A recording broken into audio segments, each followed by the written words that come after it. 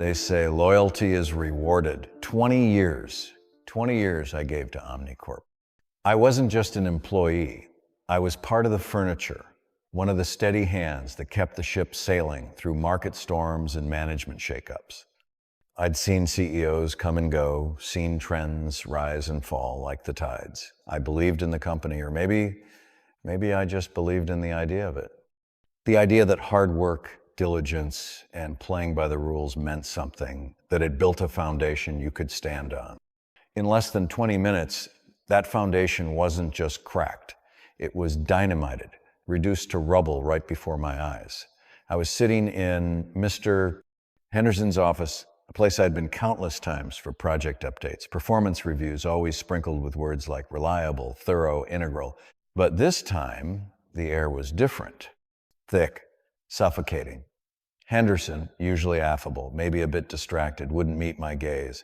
He kept shuffling papers, his knuckles white. Beside him, looking grave, almost sympathetic, almost, sat Mark Thorne. Mark, he'd arrived maybe 5 years ago. All charisma and cheap cologne. He had this way of making you feel like you were his best friend, his confidant, even while he was subtly sizing you up, figuring out how you could be useful. He climbed fast, knew who to flatter, whose coffee to fetch, which meetings to dominate with buzzwords he probably learned from a podcast that morning. I'll admit I was wary from the start, but in a place like Omnicorp, you learn to coexist. You keep your head down, do your work, and assume competence will eventually win out over flashy incompetence. That was my first mistake. Henderson finally cleared his throat. "David," he started, his voice strained, "we have a serious situation, a discrepancy, a major one, regarding the Argent Project. The Argent Project, our flagship initiative, a multi-million-dollar gamble designed to pivot the company into a new market. I wasn't just on the project, I was one of its chief architects. I'd poured months of my life into it, sacrificing weekends, missing family dinners. It was complex, demanding, but it was good work. My work. There seems to have been," Henderson continued, picking his words carefully, "a significant data breach and deliberate manipulation of the projection figures submitted to the board last week. Figures submitted under your credentials, David." I felt the blood drain from my face. It was like being punched in the gut, but the fist was made of ice. "What? That's impossible. I triple-checked everything." The security protocols were followed to the letter. I looked at Mark, expecting, support, a corroborating nod. He just stared back, his expression a carefully crafted mask of concern. "It's deeply concerning, David," Mark murmured, shaking his head slowly. "We all trusted you implicitly. That's what makes this so shocking." Henderson slid a printout across the desk. Numbers, charts, my access logs, all twisted, subtly altered. It looked like my work, smelled like my work, but it was poison. Someone had meticulously corrupted the data, making it look like I'd inflated potential earnings, hidden critical risks, enough to potentially mislead investors, maybe even trigger regulatory scrutiny. It was sabotage, clean, precise, and utterly devastating. And the digital footprints somehow led straight to my terminal, my login. "I didn't do this," I said, my voice barely a whisper. "Mr. Henderson, you know me. 20 years. "The evidence is compelling, David," Henderson interrupted, finally looking at me, but his eyes were cold, distant. Business eyes. "The board is demanding immediate action. We can't afford even a hint of impropriety on Argent." Mark leaned forward slightly. "Perhaps," he suggested, his voice dripping with false empathy, "David just made a mistake? Overwhelmed? The pressure has been immense." He let the implication hang there that I'd cracked, fudged the numbers out of desperation or incompetence. It was brilliant in a sickening way. He wasn't just framing me. He was providing a plausible, pathetic motive. There was no investigation, no chance to defend myself, to gather evidence, to even process the accusation. It was swift, brutal efficiency. Security was called. 2 stone-faced guards materialized at the door. I was to be escorted from the premises immediately. My access? Revoked. My email? Locked. My personal belongings? They'd be boxed up and shipped to my home like I was contaminated, like 20 years of dedication could be wiped clean in 20 minutes. As they led me out, past the open plan office, past the curious, pitying, or perhaps even relieved stares of colleagues I'd shared coffee and deadlines with for years, I caught Mark's eye one last time. He gave a tiny, almost imperceptible nod, not a nod of sympathy, a nod of finality, of victory. Walking out of that building, the one I'd walked into almost every weekday for 2 decades, felt like stepping off a cliff. The bustling city street seemed alien, the familiar skyline mocking. I wasn't just fired, I was erased, disgraced, and the man holding the eraser, the architect of my ruin, was probably already measuring my office for new curtains. He'd underestimated me, though. He thought he'd broken me. He thought it was over. But as the shock began to subside, replaced by a cold, simmering rage, I knew one thing for certain. This wasn't the end. It was just the beginning of his end. The weeks following my expulsion from Omnicorp were a blur of gray. It wasn't just the loss of income, though that was a heavy blow, believe me.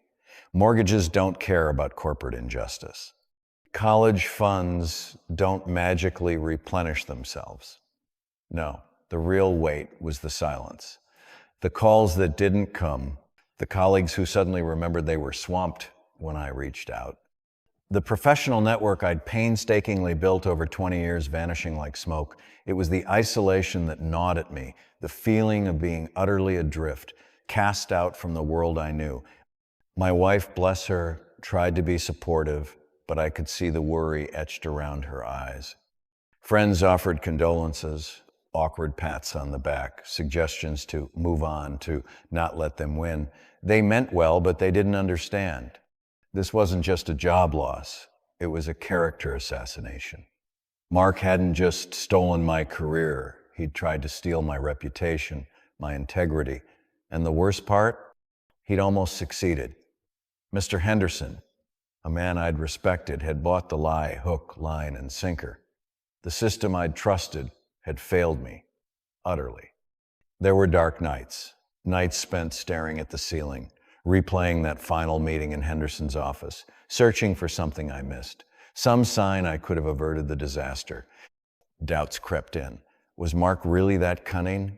Or had I slipped up somehow, made a mistake so colossal I couldn't even see it? Despair as a patient predator. It circles, waits for you to weaken, then pounces. I felt its claws. But then, something shifted. Maybe it was hitting rock bottom. Maybe it was the sheer burning injustice of it all. Or maybe it was a memory, a tiny detail nagging at the edge of my consciousness. A conversation weeks before the Argent data was finalized. Mark had stopped by my desk, unusually inquisitive about the new encryption software we were using for sensitive data transfers. He played it off as professional curiosity, wanting to stay ahead of the curve. At the time, I thought nothing of it. Now, it felt significant. While everyone assumed I was wallowing, licking my wounds, preparing to fade into obscurity, I started to fight back. Not loudly, not impulsively. That's what Mark would expect. No, I started digging, quietly, methodically. Omnicorp had locked me out of their systems, erased my digital presence within their walls, but they couldn't erase my memory. They couldn't confiscate the backup files I habitually, almost obsessively, kept on personal drives, a habit born from years of dealing with server crashes and data losses. A habit Mark probably dismissed as old-fashioned paranoia. Every night, after the house was quiet, I descended into the digital trenches, sifting through gigs of archived emails, cross-referencing project timelines, analyzing metadata from old drafts. It was painstaking work, like searching for a single grain of sand on an endless beach. I started noticing inconsistencies, small things at first. An email from Mark, time-stamped just minutes after a critical file upload logged under my name, an upload I knew I hadn't made at that specific time. A request from Mark for specific server access credentials, citing a minor troubleshooting issue a week before the data corruption occurred. He was sloppy, overconfident. He'd covered his main tracks, the ones leading directly to the sabotage, but he'd left faint footprints elsewhere. He'd used his charm to bypass standard protocols, leaning on junior IT staff, exploiting perceived gaps in oversight. He hadn't anticipated anyone looking this closely, especially not the guy he thought he'd already buried.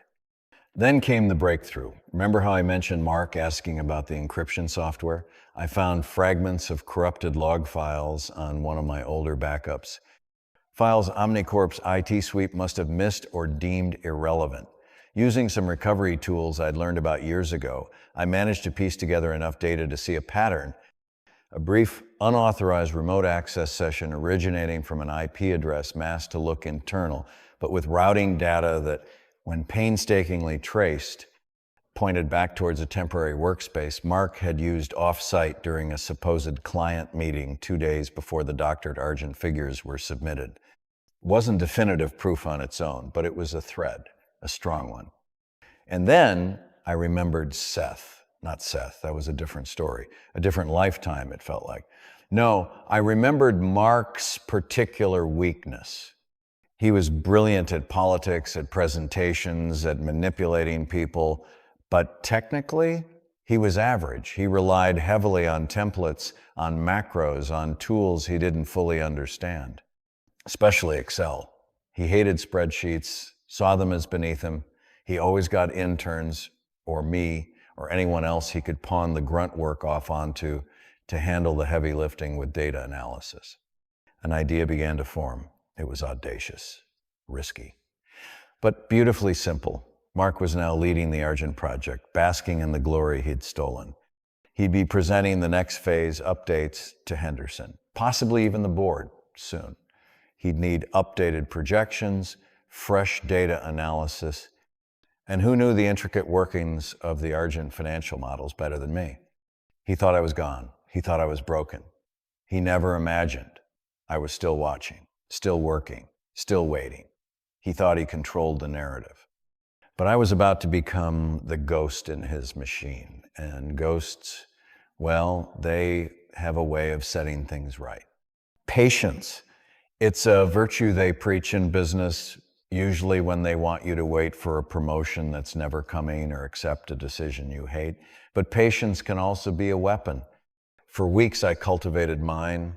I continued my digital archaeology, reinforcing the evidence I'd found, building an undeniable timeline of Mark's actions, the unauthorized access, the suspiciously timed emails, the requests for credentials. It painted a picture, but I needed a frame. I needed to expose him not just for past deeds, but for his ongoing deception. My plan hinged on Mark's arrogance and his technical ineptitude. He was riding high on the Argent project's perceived success, my success, rebranded under his name. He was giving presentations, taking meetings, soaking up the accolades. Henderson, eager for good news after the unfortunate incident with me, was giving Mark a long leash. Perfect. I needed a way back in, digitally speaking. Not into Omnicorp's main servers. That was too risky and likely impossible now. But I needed to get to Mark, and I realized the best way wasn't through a hack, but through a helping hand, a Trojan horse, delivered with a smile. Remember Sarah, junior analyst in finance? Bright girl, ambitious, but often overlooked. Mark had a habit of dumping tedious data entry tasks on her, usually last minute, often taking credit for her meticulous work. I'd helped her out a few times in the past, shown her some Excel shortcuts, offered a bit of mentorship.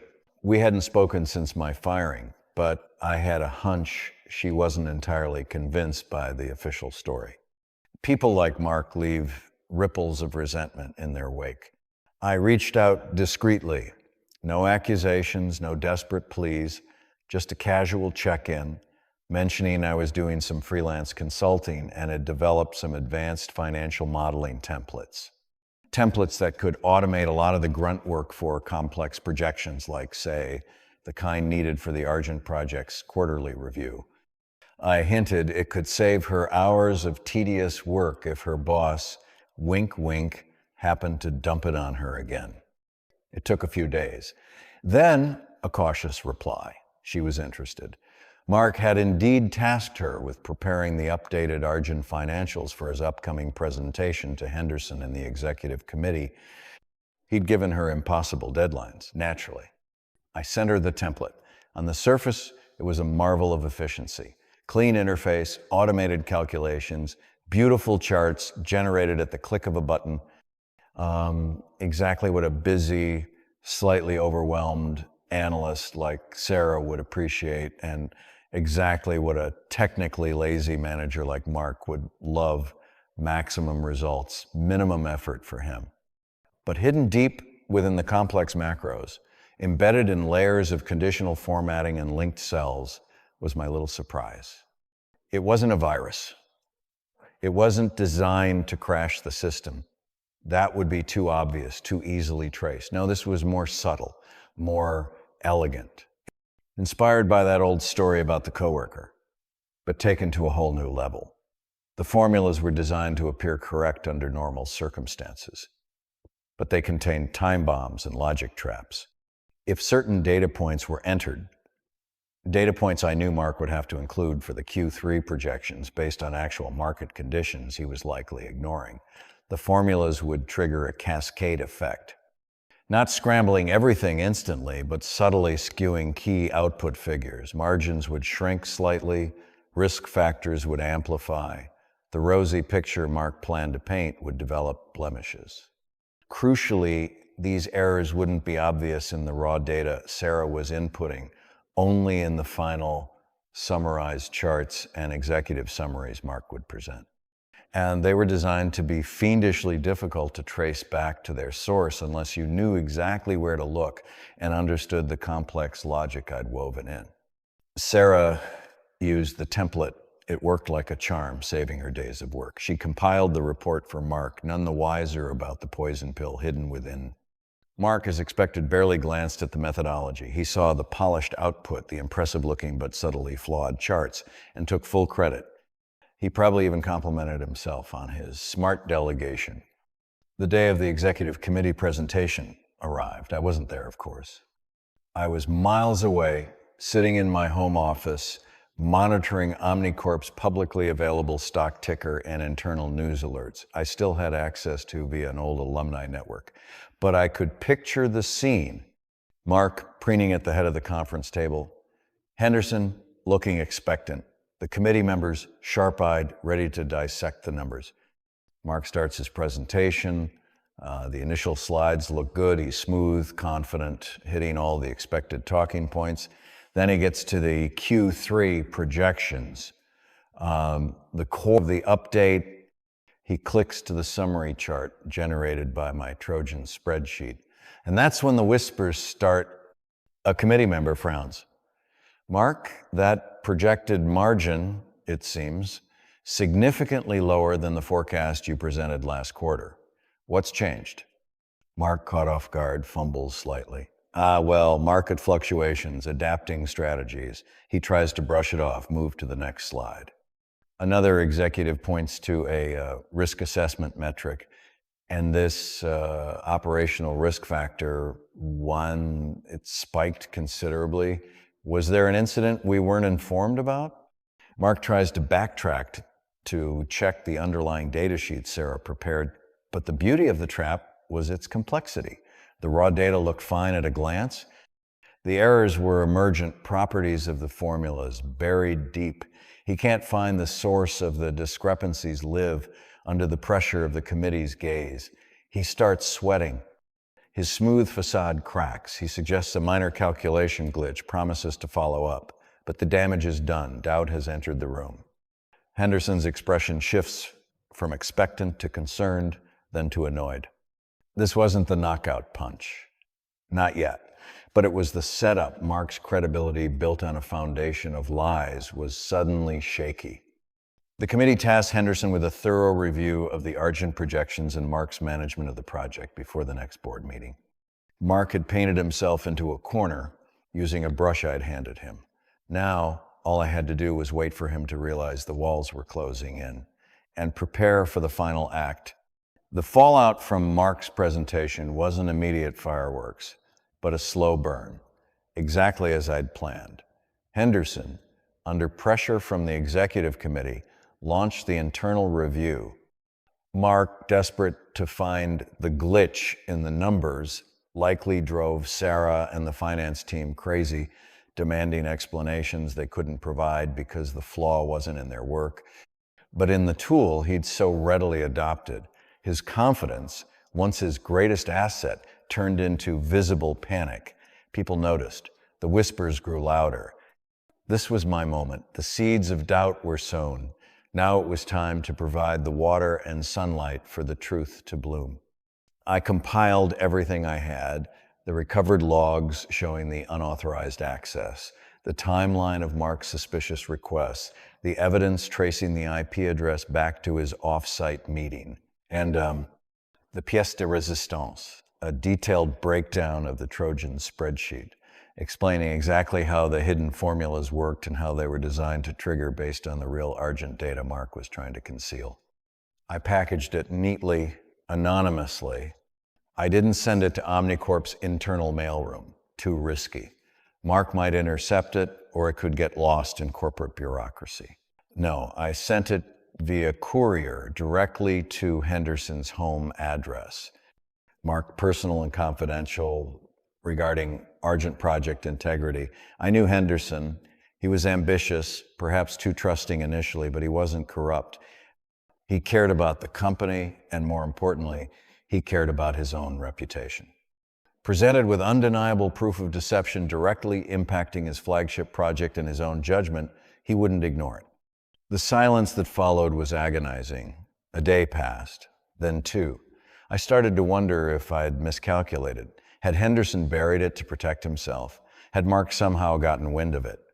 On the third morning, my phone rang, an unknown number. It was Henderson's personal assistant asking if I could meet him, not at Omnicorp, at a neutral location, a quiet hotel lounge downtown. When I walked into the lounge, Henderson looked older, tired. He didn't offer platitudes or apologies, just gestured for me to sit. He had my package on the table in front of him. I read it, he said, his voice low. All of it. I had our forensic IT team verify the logs you recovered. Independently, I had experts analyze that spreadsheet. He shook his head. It all checks out. The access logs, the IP trace, the sheer calculated malice of it. He looked me straight in the eye. David, I owe you an apology. A profound one. I was fooled. Mark played me, played the system, and you paid the price. There's no excuse for my failure to investigate properly at the time. Vindication, it tasted different than I expected. Less like triumph, more like a heavy weight finally being lifted. Henderson detailed the next steps. Mark had been confronted that morning with the evidence. Apparently he'd tried to bluster, then blame Sarah, then fall back on incompetence, but the evidence was too overwhelming. He was suspended immediately, pending termination and potential legal action from the company regarding fraud and damages related to the Argent project delays and misrepresented figures. Security escorted him out, permanently this time. No 20-minute demolition for him. Just the cold, hard reality of his own creation collapsing upon him. Henderson offered me my old job back, a promotion even, compensation for lost wages and damages. It was tempting. The security, the familiarity, but standing there looking at the man who had, however unintentionally, enabled my downfall before finally rectifying it, I knew I couldn't go back. The trust wasn't just broken, it was vaporized. Omnicorp wasn't my home anymore. I accepted a generous settlement package contingent on confidentiality regarding the specifics of Mark's methods. Henderson needed to manage the internal fallout. My name was officially cleared within the company, communicated via a carefully worded internal memo acknowledging a previous misunderstanding and confirming David's integrity. It wasn't perfect justice, but it was real. My reputation was restored. Mark Thorne, he vanished from the corporate world. Last I heard, he was facing lawsuits and struggling to find work even tangentially related to his field. His name was Mud. Justice, in its own way, had been served. Sarah thankfully kept her job. Henderson acknowledged she'd been an unwitting pawn. So, what's the lesson here? That revenge is sweet?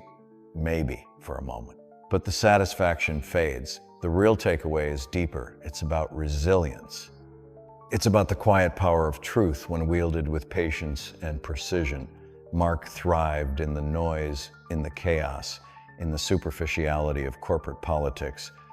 My victory came from the silence, from meticulous work, from trusting my own skills and instincts when the world told me I was finished. They tried to erase me. They tried to bury the truth under layers of deceit and plausible deniability. But truth has a way of bubbling to the surface, especially if someone is willing to dig for it. I didn't fight just to punish Mark. I fought to reclaim my name, my work, my story. Because in the end, integrity isn't just about playing by the rules. It's about having the courage to rewrite the ending when someone else tries to script your downfall. Justice might take its time, detouring through despair and doubt. But if you keep walking, keep searching, keep believing, it eventually finds its way home.